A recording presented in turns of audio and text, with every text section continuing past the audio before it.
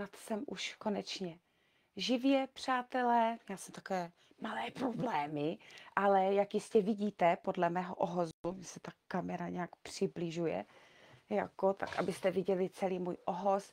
Dnes to bude opět o růži. Toto jste našli ve své kouzelné krabici a já to tady mám takto otevřené. Je to, přátelé, růžové lokum. Dnes se budeme bavit i o tom, jak si to růžové lokum vytvořit sami doma.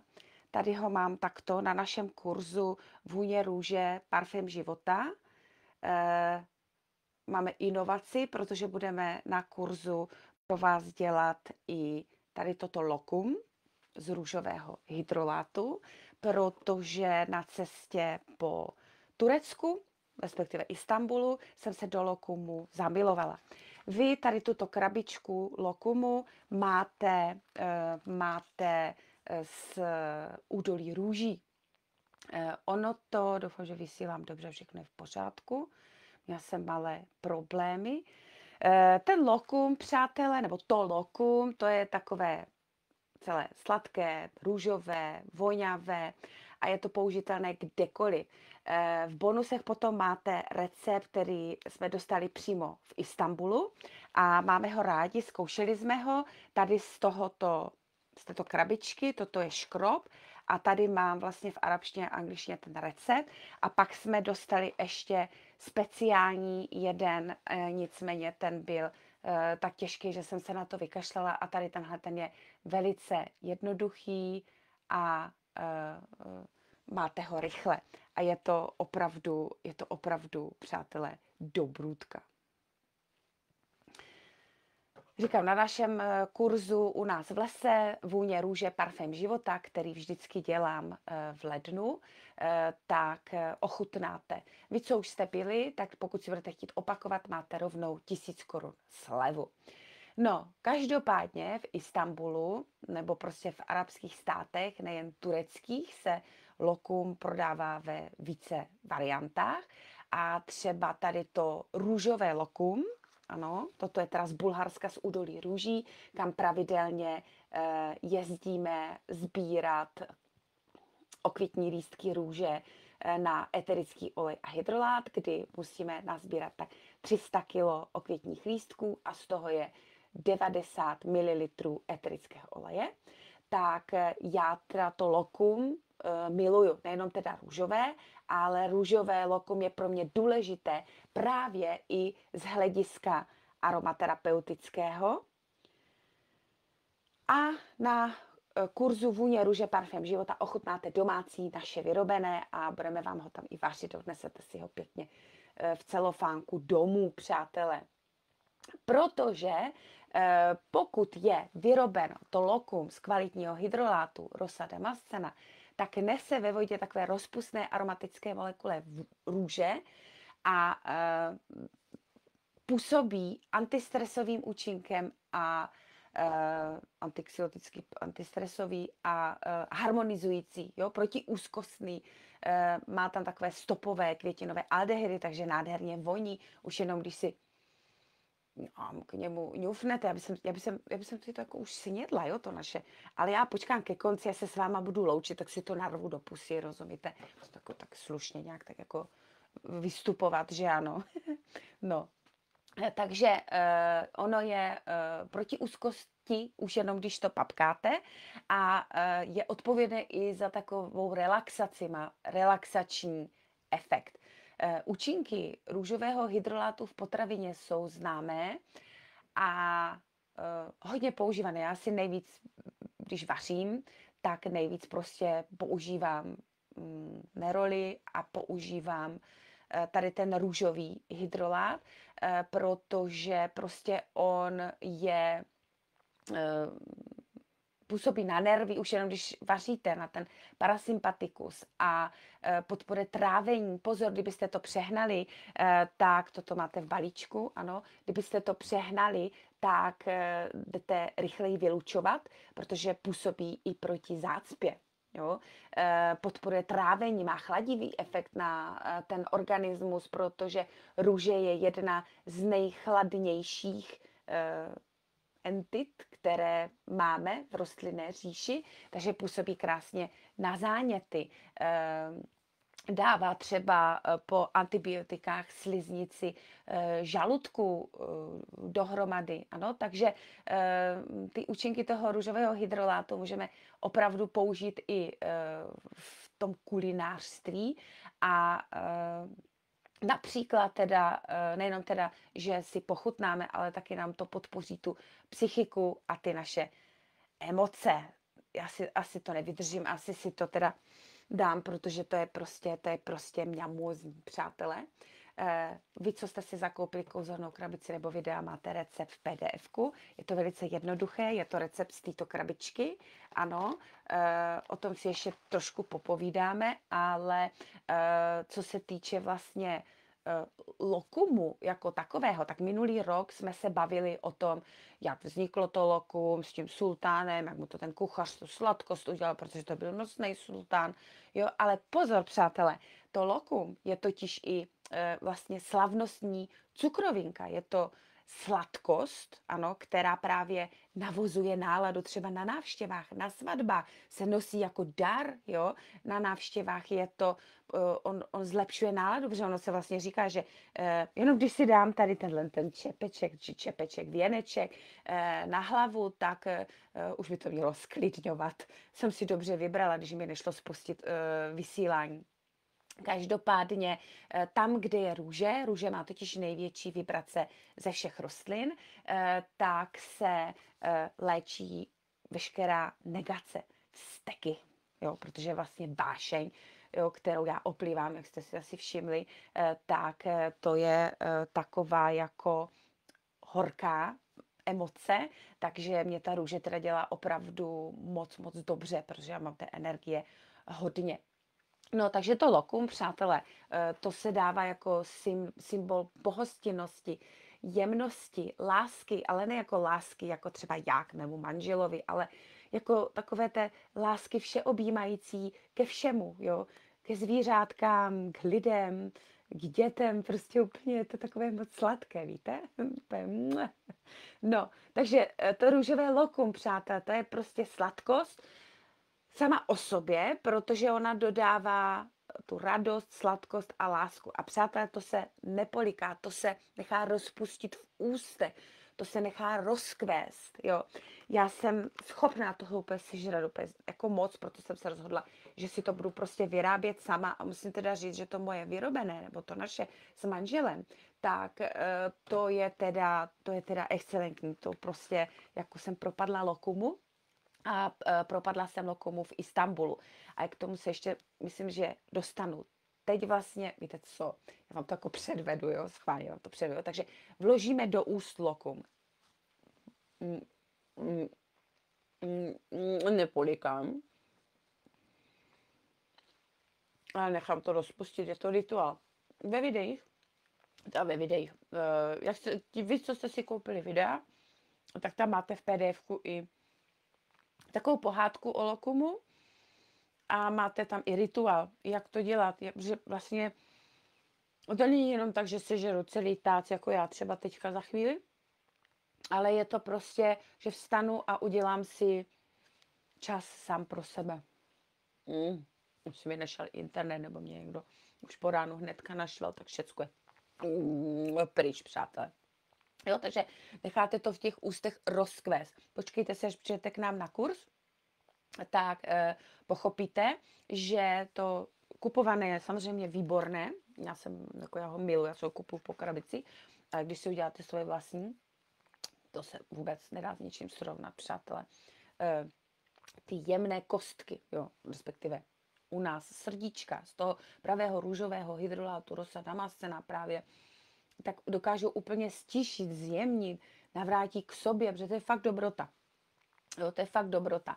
A lokum se právě pro mě díky té návštěvě v tom Istanbulu v únoru, kdy byla zima jako čert a sněžilo nám tam, tak se pro mě stalo takovým malým růžovým rituálem, ještě s čajem, že oni to právě podávají s tureckým černým čajem. A on se rozplývá pomalu, aby vlastně jako člověk mohl vydechnout ještě pomaleji, kousek uklidnění je v tom, jo, prostě fakt jako jak když si vzpomenu na ten Istanbul, tak byla to radost, byla to sebeláska, byla to krása. A to mám právě v tom lokumu, protože toto máte teda z Bulharska, ale tam na těch tržištích se právě to lokum pořád prodává, furt vám ho tam nabízí, jo, že už jsem z toho byla úplně až přežraná a manžel pak nechtěl, no a pak jsme přišli domů, že jo, dali jsme si kousek, zase jsme si říkali, pane bože, proč jsme si toho nekoupili víc, ale říkám, já jsem si udělala teda svoje vlastní, tady z této krabičky, ano, a vyrábím si ho, takže už je mi to jedno, ochutnáte to na kurzu Vůně růže parfém života. A je to recept, který je vařený tradiční metodou, s mícháním, s respektem k té rostlině, protože oni to tam tak jako vnímají, jak v Bulharsku, kde teda jsem hlavně zažila vaření, rituálního vaření marmelády, tak v Istanbulu, kde rituálně zase vaří tady to lokum. Pro mě to vaření z růží je vlastně taková jedlá aromaterapie. Když si dáte můj web energie.ksenie.cz blog a tam si dáte do lupy růže, tak vám vyjdou různé články o té růži a vyjde vám i povídání třeba, co mě pozvali na YouTubeku Přízraky transformace Ava Brožová, kde povídám o naší jedné z cest do údolí růží, protože my do údolí růží už jezdíme tak od roku 2016 a je to prostě úžasný. V Indii zase s Petrou Grusovou, to je zase magickáindie.cz, tak tam bychom měli, teďka jak nás čeká těch 6 týdnů, ale už jsme v Indii byli s Petrou Grusovou, Magická Indie už mockrát, tak nás čeká nějaká růžová zahrada, kde bude 2000 prostě růží nebo co, jo, takže to jsem zvědavá. Takže růže jako sladkost, přátelé, hladí nervový systém, sklidňuje ty horké emoce, otvírá srdíčko, jo. A i ten kurz třeba Vůně růže parfém života, který mám v lednu, je takový kulinářský a opravdu luxusní, jo, protože já tam nechávám tu růži vlastně promluvit nejenom skrz vůně, tam si ňufáte k turecké růži i perské růži, které jsou samozřejmě úplně rozdílné i v účincích, i ve vůni. A dokonce, když děláte turecké lokum nebo perské lokum, tak je to taky velký rozdíl, ano. Každopádně vždycky, když se někde jedná něco o růži, ať už je to teda třeba i kurz u nás, tak je to luxus, opravdu luxus, jo. A dobrutky, protože lokum, přátelé, v překladu prý v Istanbulu nám to tak přeložili, jo, z té jejich turecko-anglické hatmatilky, kdy já zase česko-anglicky hatmatím, takže to znamená jako mňam sousto, jakože si to vezmete a máte si prostě pochutnat, jako mňam. Jo. Takže to jsem třeba absolutně vůbec ještě minulý rok, když jsem vám tady vykládala o tom lokumu, tak jsem třeba vůbec ještě nevěděla, že to v překladu znamená mňam. Jo? Takže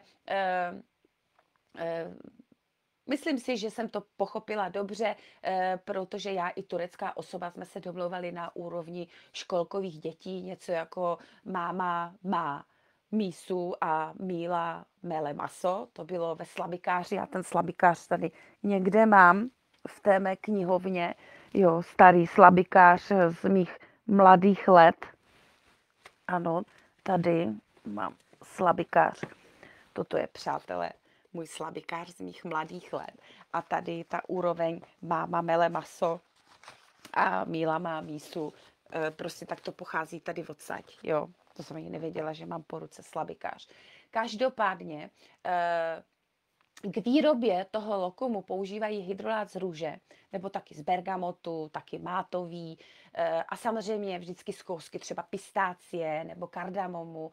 No a představte si, jo, že když jsem to lokum třeba někde odmítla, už jsem byla teda přežraná úplně, jo, plná, s tím, že to je moc sladké, tak mi bylo vysvětleno, že lokum, přátelé, je lék a působí detoxikačně, že podporuje ledviny, jo. To jsem mu nejdříve rozuměla, že podporuje děti, protože anglicky s tureckým přízvukem ledviny a děti mi tak nějak splynuly, jo. Nicméně prý obsahuje, podporuje ledviny, jo, takže já si koupila lokum z Mastix, třeba pryskyřicí. Mastixová guma je pryskyřice, která pochází z mastichového stromu, což je takový stálozelený keř, jo, který roste třeba na řeckém ostrově Chios. A vy, co jste byli na našem kurzu lesní aromaterapie, tak jsem vám tam z mastixové pryskyřice pekla bábovku. V Jordánsku nám zase dali právě nějaké ty receptury s pryskyřicema, tam jsme třeba měli zase zmrzlinu, to najdete na mém tak bych to říkala, profilu, že já mám profil na Facebooku Aromadary pracovní a můj soukromý je Ksenie Bodorík Pilíková, tam když zadáte Jordánsko, tak tam mám i ty fotky, i Turecko, Istanbul, lokum, jo. Takže jako to cestování mě ohromně jako nabíjí a učí a obohacuje a právě třeba pro moji školu vykuřování vonných dýmů, tak tam budu tady to lokum zase právě z toho mastixu, protože ono to v tom Turecku je, přátelé, docela drahé. A budeme to mít takové jako prostě fakt jako zdravou pochoutku, jo, rituálně. No, tak zdravé. Oni to Turci prostě mají to lokum za národní delikatesu, jo, na kterou opravdu jako nedají dopustit, jo, takže asi vám je jasné, když je to i z cukru, že příliš lokum jísti, kila v těle časem hnízdi, jakože tlustá člověk. Každopádně já zatím se držím, takže by to nemuselo jako být až tak pravdivé. Každopádně zase chudne člověk finančně, ano, pokud si ho tam v tom Istanbulu bude kupovat, protože pokud mi ještě někdo bude tvrdit, že Turecko je levná země, tak ho praštím, přátelé, jo, protože tam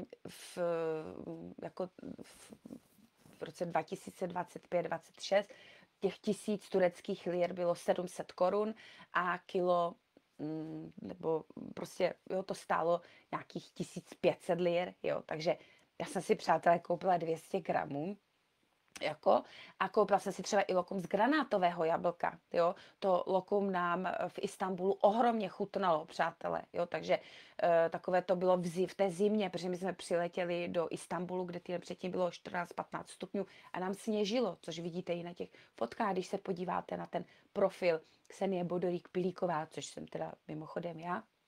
Ano, ale to bylo prostě v té zimě, jo, to bylo plné ohně, plné radosti, takový sítě růžový, rubínový, plný šťávy, prostě, jo, no a plný drobných semínek života, jako přátelé, jako dneska to mám krásné vysílání, aspoň pro mě, vy, co jste si koupili krabici, hnedka prosím vás ochutnejte, protože to stojí za to. Jo, takže potom tam byl třeba mátový lokum, to mi teda nechutnalo vůbec, jo, ten byl takový blé, on byl takový chladivý, takový zelený, prostě, jo, takový, nebylo to, jo. Ale zase máta voní jako ranní vánek, ale když sněží, tak moc na mátu chuť teda nemáte, protože to už je moc chlazující, jo. Ale zase třeba v létě si myslím, že se pokusím udělat mátové lokum, protože to, no ale zase třeba v zimě na nachlazení by takovéto lokum, že, bylo dobré. No nic, no. Takže ona máta má totiž takový, jak kdyby mentální detox, takový efekt, uklidní hlavu ta máta totiž. Ona zmírní zahlcení, jo, vrátí jasnost, ona to tam jak kdyby tak prořízne, jo. Potom šafránové lokum tam měli, jo, ale na to musí být pravý šafrán. Oni rádi ten šafrán pančují nebo nahrazují měsíčkovými okvětními lístky, jo. Ale ten šafrán, to je potom takové to zlato mezi sladkostmi, jo. Šafrán v lokumu má barvu takových, pro mě vůbec šafrán je takový starý chrám a chuť takového toho hlubokého slunce a hluboké moudrosti, jo. Takže zase lokum luxusní, meditační, jo, z toho šafránu. Taky šafrán působí samozřejmě hodně antidepresivně, zvedá náladu. Takže bych mohla třeba vyrobit růžový s šafránem, to by bylo dobré, že? Prostě nějakou tu duchovní symboliku. No vy, přátelé, co jste si zakoupili videa, tak také. Já se třeba těším, že si koupím v Indii šafrán z Kašmíru. Každopádně vy, když máte ten recept, tak si můžete samozřejmě ty chutě měnit, ano, podle sebe, přátelé, nejenom teda samozřejmě z toho růžového hydrolátu, pistáciový lokum mě ještě napadlo, moje nejoblíbenější, višňový a tak dále. Každopádně, lokum tedy v překladu mňam, je to dobrutka a já jsem si koupila tady tento, to je vlastně, my máme totiž lokum buď turecké, se podívám, jestli mi tady nejdou ty, ne, komentáře to zase nemám, takže já se zase potom napojím na komentáře. Turecké lokum se totiž dělá z kukuřičného škrobu a to perské, irácké lokum se dělá z pšeničného. Toto je pšeničný. Rozdíl mezi tím kukuřičným a pšeničným je ten, že kukuřičný je více tvrdší a to pšeničný, přátelé, opět slintám, jo, to pšeničný je více krémové, úplně se rozplyne na jazyku, ano. Obalené je to v kokosu. Obalené je to v kokosu, jo. Ne v cukru, ale obalila jsem to v kokosu, protože já zase jako cukr mám ráda zase jako všeho s mírou. Takže, přátelé, dnešní povídání bylo takové sladké, takové mňamozní. Věřím, že jsem vás nainspirovala a že teď, když si koupíte, jo a pozor, ještě když si budete kupovat lokum, tak se dívejte na inci, na složení, protože sehnat lokum, které tam má v sobě růži, je hodně složité. Většinou jsou tam samé ečka a samé hnusy a tady máte opravdu z růžových lístků extrakty, je opravdu, toto je moje nejoblíbenější růžové lokum v Bulharsku v údolí růží, kdy dokážu na posezení sníst celou krabičku plus 2 a 3 a podobně, protože prostě je to dobrý a samozřejmě to jím rituálně i v tom údolí růží, kdy sedím mezi těma růžema, rozplývám se a prostě tak nějak jako si užívám té lásky a toho, že můžu. Ano. Takže já si myslím, že o lokumu stačilo. Vy, co máte videa, tak šup a pěkně se těším, jak se pochlubíte, protože je to opravdu dobré, je to jednoduché. Tento recept je jednoduchý, protože já mám z Istanbulu ještě na to lokum recept, který je pomalu na A4 a na to serbílý tesák, jak se říká. Na to já nemám čas. A tady z tohoto škrobu perského je ten, jo, to je v angličtině a v arabštině. Já mám perfektní mobil, který mi přeloží všechno. Když byl u nás na návštěvě japonský kamarád z Japonska, tak já mu to překládala v japonštině samozřejmě díky tomu mobilu a on měl ohromnou radost a říkal, že ten můj překladač je, mám ho v mobilu, jo, já mám Samsung Fold 7 v této chvíli a je na 99% luxusní a prostě super. Takže když si pořídíte nějaký super překladač, dokážete i persky. Když mě k tomu, abych já rozuměla persky, stačí sklenička bílého vína, pak mluvím i svahilsky, nicméně zase, že jo, všeho s mírou. Jak se říká, všechno je buď jedem nebo lékem, záleží na dávce. Takže já vám děkuji, pěkně si vychutnejte svoje lokum, v PDF-kách, ve videích máte rituál, máte tam i pohádku a máte tam i recept a těším se, jak se pochlubíte vašimi zkušenostmi. Hezký den.